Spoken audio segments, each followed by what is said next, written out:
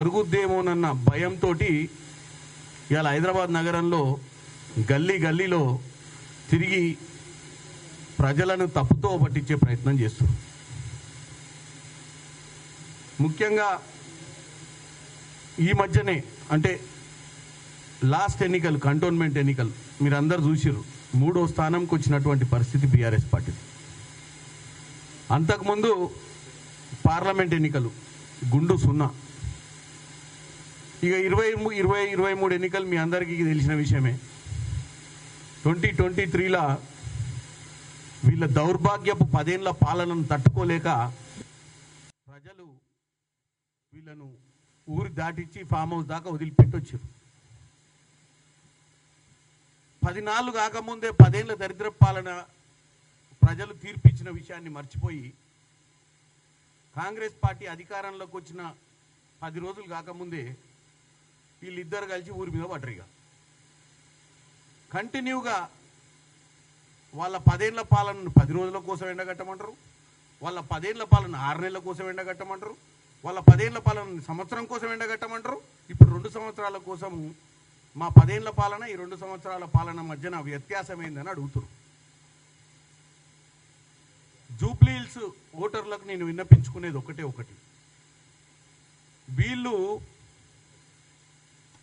కేవలం ఎన్నికలను దృష్టిలో పెట్టుకునే ఈరోజు మీ ముందుకు వస్తారు. వీళ్ళు గతంలో మీ అందరికీ తెలుసు వీళ్ళ మాట ఎట్లా మారుతుందో. అది కేటీ రామారావు గారి మాట.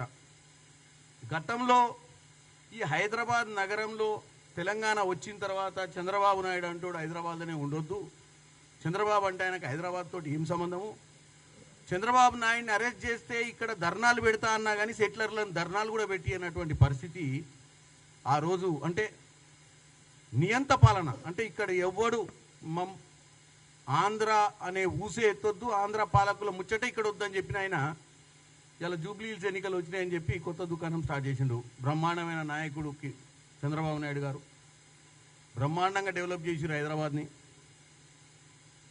రాజశేఖర్ రెడ్డి గారు కూడా బ్రహ్మాండంగా చేసిరు అని చెప్పి గత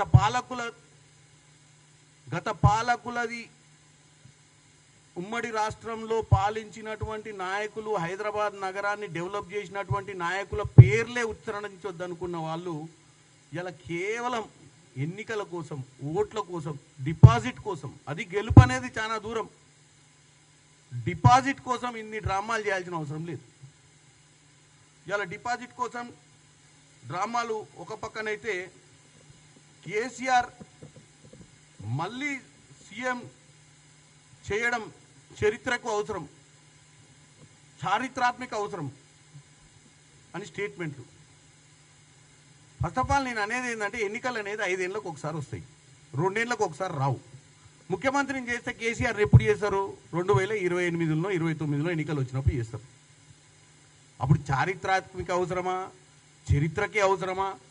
అంత మహానుభావుడు, ఇప్పటి వరకు ఫామ్ హౌస్లోకి వెళ్ళి బయటికి రాని నాయకుడు, ప్రతిపక్ష హోదాను కూడా విస్మరించి అసెంబ్లీలో వచ్చి ప్రజా సమస్యల గురించి మాట్లాడే నాయకుడి గురించి ఏం చేయాలనేది తెలంగాణ ప్రజలు చూసుకుంటారు. వీళ్ళు పదే ప్రజలను తప్పుతో పట్టియాలి అన్న ఉద్దేశంతో కంటిన్యూగా ఏదో ఒక సబ్జెక్టును తీసుకొని ప్రజలలోకి వస్తారు. వీళ్ళని చూసి ఇవాళ జూబ్లీ హిల్స్ ఎన్నికలలో నవీన్ యాదవ్ అనే క్యాండిడేట్ని మేము పెడితే ఆయన నామినేషన్ కార్యక్రమాన్ని చూసే వీళ్ళకి దడబట్టుకుంది. ఏం జనం వచ్చిర్రు, ఎక్కడ జనం వచ్చిర్రు అనే ఆలోచనకు వచ్చి మరి ఏం మాట్లాడాలి. ఇక వాళ్ళకు ఒక ఎమ్మెల్యే ఉండు, ఆ ఎమ్మెల్యే గతంలో మా పార్టీలనే ఉండే, ఆయన ఇప్పుడు అక్కడ వచ్చిన జనాన్ని ప్రజలను తప్పుతో పట్టినికే మొత్తము అంతర్రాష్ట్రీయ ముఠా, అంతర్రాష్ట్రీయ ఏమంటారు మాఫియా, అంతర్రాష్ట్రీయ ఏమంటారు వాళ్ళంతా గుండా దాదాగిరి చేసే వాళ్ళు అందరూ ఒకడ జమ అయ్యారు. మేము ఎప్పుడైనా ఇట్లాంటి కార్యక్రమాలు చూస్తే మహానుభావులు, నాయకులు ఇంకెవరో కలుస్తారు ఒక్కడ, కానీ ఇక్కడ మొత్తం దుండగులు, హంతకులు, ఒక కాడ గూండాలు ఒకాడ జమ అయ్యారని చెప్పే ప్రయత్నం చేస్తున్నాను. నేను ఒక్కటే చెప్పదలుచుకున్నా, ఆ ఎమ్మెల్యే ఇచ్చిన మాట్లాడిన మాటలు బట్టి చూస్తేనే ఎన్నికలు అయిపోయినట్టు.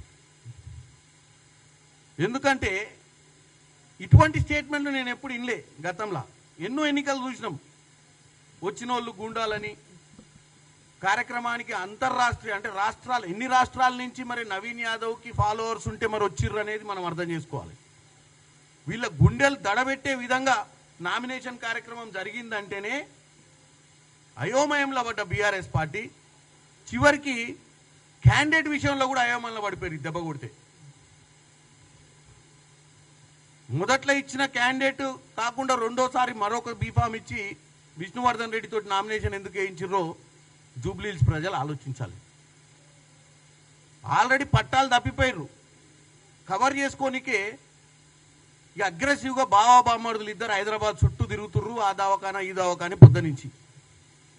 ఏదో విధంగా తెలంగాణలో జూబ్లీహిల్స్ ఎన్నికలు జరుగుతున్న నేపథ్యంలో హైదరాబాద్ ప్రజలను తప్పుతో పట్టాలి. జూబ్లీహిల్స్ ప్రజలను మేమున్నప్పుడే అన్ని విధాలుగా హైదరాబాద్ ప్రజలకు మంచి జరిగిందనే విషయాన్ని తెలియజేయనికనే ఇవాళ హాస్పిటల్ ఆ బస్తీ దవాఖానాల చుట్టూ తిరుగుకుంటా అక్కడ ఉన్నటువంటి సమస్యలు ఉన్నవి లేనివి చెప్పుకుంటూ తిరుగుతారు. వీళ్ళ హయాంలో ఉస్మానియా దవాఖానానే కూలగొట్టేద్దాం, ఎందుకు మనకు అవసరం లేదు, మొత్తం ప్రైవేట్ హాస్పిటల్లోనే వైద్యం చేసుకుంటే బాగుంటుంది ప్రజలు, ఎందుకంటే మన ప్రైవేట్ హాస్పిటల్ అన్నీ మన చుట్టాలే కదా, మన పెట్టుబడులన్నీ ప్రైవేట్ హాస్పిటల్లో పెట్టాం కాబట్టి ప్రైవేట్ హాస్పిటల్లే నడిపించాలన్న ఆలోచన ఎవరిదో తెలంగాణ ప్రజలు గమనించాలి, జూబ్లీహిల్స్ ప్రజలు కూడా గమనించాలి. వీళ్ళ హయాంలో కోవిడ్ సమయంలో కూడా మొత్తం దోసుకుర్రు ప్రజల్ని. ఆరోగ్యశ్రీ ఆచరణలకు తీసుకురాలే. వీళ్ళ హయాంలో హాస్పిటల్ ఇన్ఫ్రాస్ట్రక్చరు గవర్నమెంట్ హాస్పిటల్ అనేది ఉండొద్దు అన్న విధంగానే వీళ్ళు పరిపాలించారు తప్ప ఇవాళ వచ్చి కేవలం జూబ్లీహిల్స్ ఎలక్షన్లకు హైదరాబాద్ ప్రజల్ని తప్పుదో పట్టించే ప్రయత్నం చేస్తున్నారు. ఇకపోతే ప్రతిసారి ఏ సబ్జెక్టు తీసుకున్నా వీళ్ళు ఒకే ఒక సబ్జెక్ట్ పట్టుకొని వస్తారు. ఏమని,